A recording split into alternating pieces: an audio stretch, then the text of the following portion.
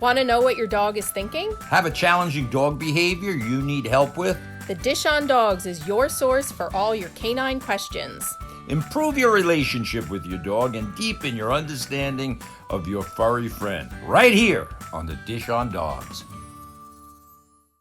Welcome to the Dish on Dogs. I'm your host, Mike Gould, Mayor of Houndstown, USA. Houndstown, USA is, of course, home to the happiest dogs on earth. Since our inception over 20 years ago, we have cared for over 1.5 million dogs. I think we're approaching 2 million. Joining me today is the always lovely, always passionate, sometimes recalcitrant, very frequently truculent, Jackie Bondanza. Welcome to the show. God, I'm going to be changing that intro. Who's our producer? Right. Who approved that intro? Corey Packer. Yeah. And I always wanted to ask that he's over there. I always wanted to ask this one question. If Corey Packer picked a peck of pickled peppers, where's the peck of pickled peppers Corey Packer picked? That's the only question I've always wanted to ask Corey. Oh my God. So now I got that out of my way. I don't have to do that, by the way. So, all right. If you stop being truculent and recalcitrant, it won't be part of the introduction. Oh, I see. Okay. I got to come up with an intro for you then. Well, that that's describes fine. your personality. I've been to it. called a buffoon. Does anyone have any suggestions out there? I'm sure a couple people might have a few. Right. Well, my previous career on broadcasting as a radio, the first person said I was just a plain old buffoon. Yeah, a buffoon. And I carried that label with me with great honor and affection because I always judge people who talks about me by who they are. Anyway, let's not digress. We're supposed to be talking about dogs, right? That's what this show is all about. The Dish on Dogs. Dish on Dogs. All right, so we've talked. This is another episode. I like it to be kind of enlightening. We always talk about this as being our opinions. There's not a lot of science based in this. It's from us observing or supervising, I should say, 1.5 million dogs. Me studying dogs. When you say studies, again, these are all human words. And humans, we talk about how they like to complicate things with sophisticated language. And it's wonderful. It's a great form of communication. However, dogs are simple. And we get away from that. So today we've talked about all kinds of things. Don't look, talk, or touch. How to detach from your dog emotionally and physically. We talked in the past about that. So the Dish on Dogs today, Jackie, this episode, what will we be talking about? Do you know, or are you I'm asking. You're going to ask me. I can't. Right. I'm not sure you know. Okay, we're going to be talking today about changes in the environment and how changes in the environment affect your dog. Yes. Here in New York, we have 4 seasons. So as the seasons change, and with each season comes slight and sometimes overt changes that we notice in our dog's behavior. So we want to talk about that, and I think other elements in the environment too, not just related to weather. Right. So here it is. Again, your human brain has gone to 4 seasons, which is good. So again, changes in the environment. Let's talk about mammals, you and I and our dogs. What affects the changes? What affects their behavior? What affects our behavior? So when you talk about the change of season, that is overt. That's dramatic. I'm talking about the change in room temperature. So let's just say this. In my most recent seminar, I talked to people and said, what is a comfortable temperature for you as a human in your home? Remember, we don't have fur, right? We don't have fur to protect our skin and our body temperature. Dogs do for the most part. So the question I ask people is, what's a comfortable room temperature? And I'll ask you that question. What's a comfortable room temperature? For me, probably 67 or so, right. 68. Exactly. So most people will say 68. So just think of temperature on a spectrum from 0 degrees to 110 degrees. Just think of that, right? Because there's Alaska, it's 0 degrees. And in Las Vegas today, it's probably 117 degrees. I don't know. The point is there's a huge spectrum, but not that huge in the universe, right? The sun is, so the point is there's a spectrum of heat. And we've defined this.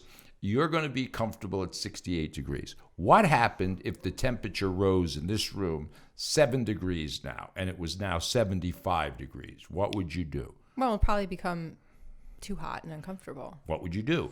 I would try to look for ways to Right. reduce Probably the take your jacket temperature. off. Yeah. Probably take your fleece off, assuming you have clothes underneath that. Right. Because if you didn't, you wouldn't for other reasons. But you would take your fleece off to adjust. I'm going Most someplace. people wear clothes underneath their outer Most garments. people, thank you. Most people wear clothes. Most dogs do not wear clothes. So this Okay. is where we're going with this. All right, let's get there. So, okay, so you said 75 degrees, you'd start disrobing to make yourself more comfortable. What if I didn't say that, actually. I asked you said what I you was would- going to change. I would look for ways to change the temperature, but okay, right? So sure. right, exactly. So you would open it. Good. And again, I'm teasing, but you would that little 7-degree shift would make you, the human, do something to adjust the temperature. Conversely, if the temperature dropped to 7 degrees and it was 60 degrees, what would you do? I guess look for another fleece to put on. Exactly, right. So we're talking about a range of temperature of 8 degrees, give or take in any direction, from your comfort zone. Okay, Your yes. comfort zone. Now let's think about the poor dog. Let's talk about this poor St. Bernard that lives in my house. And I like the temperature, or you like the temperature to be 68 degrees, but he wants the temperature to be 30, 40 degrees. That's true. Yep. So would you say that affects him? Oh, absolutely. Yeah. Yeah. Well, why don't you talk about him a little bit? So we have a St. Bernard, right? Yep. Doesn't he sleep in the snow? Yeah. Well, so in our house, and I've noticed this, starting a couple years back, especially in the warmer months, and even in the colder, maybe it's even more in the colder months when we have the heat at 67, 68. It's way too hot for him, so he seeks out the coldest areas of the house, which in our house is right in front of the front door because it's got a little bit of a draft. If it's still too hot for him in that location, then he will start to get anxious. He paces, he starts panting. So we started in our house leaving, if it's warm enough or cool enough, leaving the sliding glass door open so that he can go in and out in the kitchen onto the deck. And lo and behold, he would always choose to go outside and literally sleep on top of the snow and ice. And for him, that's his comfort zone. Right. So again, and he's a dog. I use him because he's a graphic example. But most dogs, if you have a long-coated dog, a husky, a German Shepherd, a Labrador, get it? Labrador up in where the hell is Labrador? It's up in the north. Where is that? Not Norway. No. Labrador up in Iceland. It's freezing up. The point of the matter is it's a Labrador retriever. It's freezing, and they jump in freezing cold water and retrieve ducks or whatever the hell they're retrieving. The point of the matter is we live in a very controlled environment that affects us because we're selfish. So we don't think of the St. Bernard that needs to be out in 30-degree weather. So my poor dog ends up sleeping in front of the freezer on cold tile. You could buy him the best bed you can buy. A Carrera, whatever the hell they are, he won't sleep on it. He wants to sleep on cold tile. Right, and I think our human brain, especially when it comes to temperature, and of course there are considerations and concerns. We certainly not saying you should leave your dog out in the snow, or conversely in hot humid temperatures. But I think the point is that you need to understand what the dog's needs are. And, as humans, we think that, dogs shouldn't be out in the cold and they need jackets and raincoats and. Right. So when you say that, you preface that you certainly aren't suggesting that in a way that it's almost would be abusive. But again, I would argue an Alaskan Malamute that it's not a special dog. It's not a New York dog. It's not a Floridian dog. It's an Alaskan Malamute, very closely tied to its wolf ancestors in the tundra. So I'm saying is you'd be surprised the dog would probably do just fine outside, providing. Right. Well, his the colder basic needs. temperatures, I think, are less of a concern than the heat, the high heat. Heat is bad, because right. dogs, certain dogs cannot be out in the heat, or the heat affects them more negatively than the cold weather. Right. But the point is, as humans, we think the dogs shouldn't be outside in the cold. And that's probably counterintuitive for a lot of dogs. They want to be in the cold weather. They have fur, they have very thick skin. And they thrive in, being outside in the cold. Right. So we're projecting again, and I understand. I don't want to beat this to death, but again, polar bears swim in. If you go just look at nature today, it's you go look at seagulls. They don't need what we think they need. So polar bears love freezing cold water. Alligators need to be in a dirty, nasty old swamp. And when we start to project human needs on them and say, let's take an alligator up to Alaska, it would die. And conversely, the polar bear in Florida would die. And then the other part of our, we are talking about the environment. I'm not talking about big things. I'm talking about little things. How about in the cold weather, carbon monoxide on the ground? We are oblivious to carbon monoxide. So I used cold weather because we know gas stays lower to the ground in cold weather. So all our cars are selfishly designed for us, so we don't get hit in the face with carbon monoxide. Right. It's right at the dog's level. Right, but it's right hitting the dog in the face. You can't see carbon monoxide, but dogs are walking through it every minute of the day. Yeah. So if you're wondering, I get this quite a bit. My dog won't jump in the back of my SUV anymore. And they're like, he did it all summer, because now you're starting your car. So again, this is animal behavior that is associated with humans that are oblivious. This doesn't mean people are mean, but you're not realizing when you're starting your car and you're dragging your dog, carbon monoxide doesn't exist in the wild. And I think that's what I really wanted to focus this episode. Do dogs understand completely? They understand trees. They understand dirt. They understand stone. They understand vegetation. They understand water to some degree, but young puppies don't even understand water because what is water sometimes? There's a reflection of themselves, and they don't understand what that is. But puppies in the wild learn water, and they're very careful where they put their pads. Their pads are what they navigate the world with. Dogs are very sure-footed, and they can navigate very simply. Look at your dogs at nighttime. I know people that leave the lights on for the dog so it can see around the house. Obviously ludicrous. Right, Jackie? Well, I guess the dogs have night vision. Dogs have night vision, Jackie. Huh. Yeah, so that's another incredible thing. I didn't know that. Oh, actually. Yeah. Well, I think this kind of feeds into also this concept of putting not only jackets on dogs, but like boots and booties. It's idiotic. So you're saying that dogs need to feel their feet in their pads to navigate the world. Yes, absolutely, because it's unnatural. Just think of it. Think of dogs. If you see wild dogs run, they don't fall off mountaintops. They don't fall off cliffs. They're actually pretty remarkable. They're sure-footed and they navigate by covering their pads. That's why when dogs go to the the groomer, and you go touch a dog's paws or pads. Right, they never like it. They don't because it's unnatural. Their foot is in a trap now. Right. Most humans don't. I guess you've like pedicures and manicures. You've learned to accept that. But most people, when somebody grabs my foot, my natural reaction is to pull it away.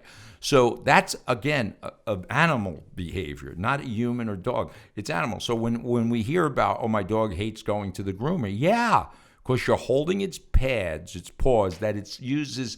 It's a very important part of their navigation system. Right. Their pads. They very delicately move around, as you'll see. I talk about, you walking your dog on asphalt, and then some dogs will object to putting their pad on a manhole cover because it's a different temperature. So it's different texture and temperature. So my point is, these are natural things for dogs. We put boots on, we put snorkel jackets on, we put gloves on.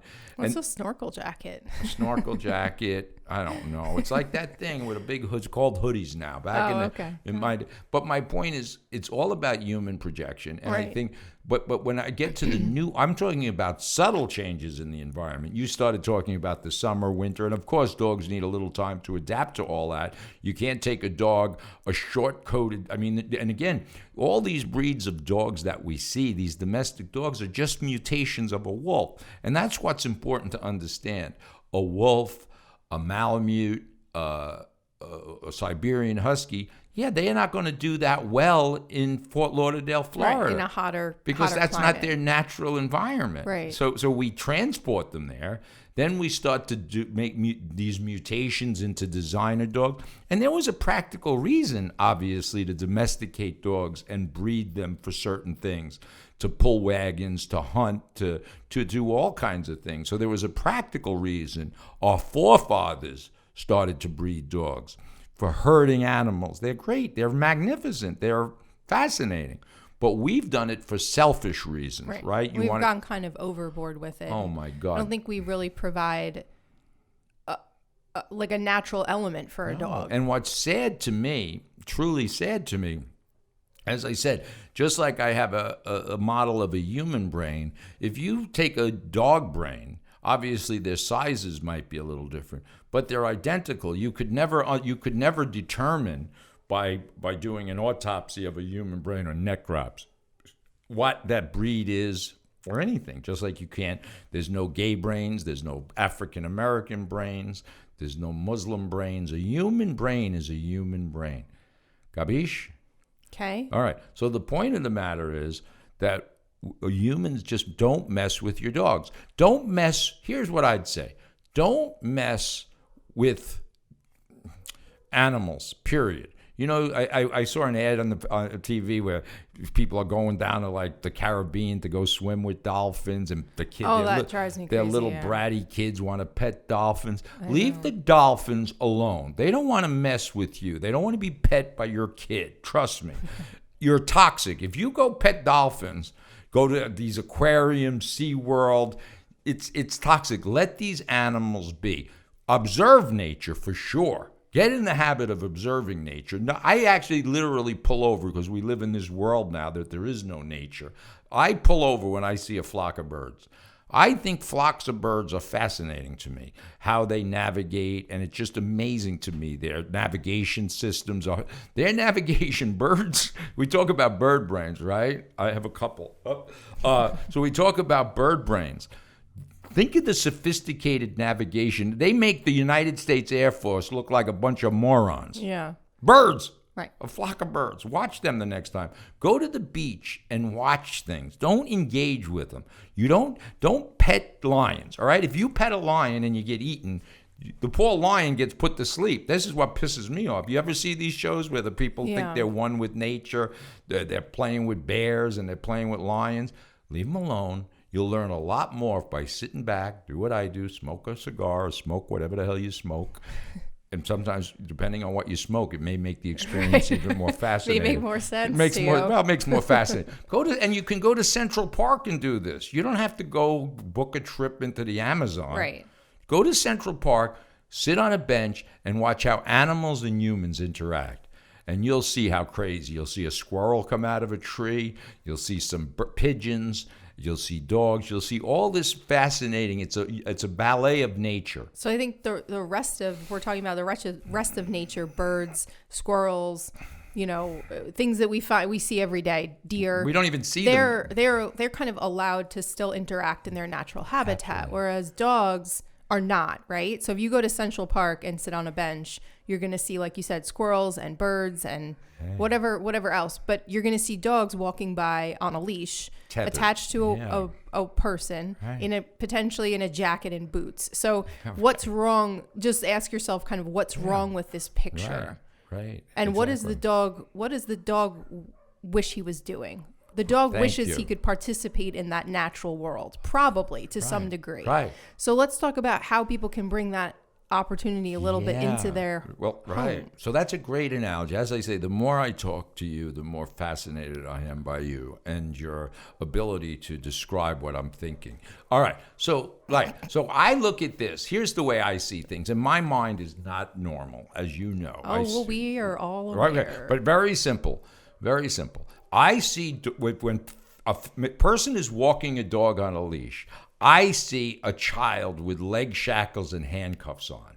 That's what I see. Yeah. That's what I see. If I see a dog in a bag and some selfish, entitled, human being has got a dog crammed into a bag, and then they shove it under the seat of the Southwest Airlines, and they think they're just wonderful.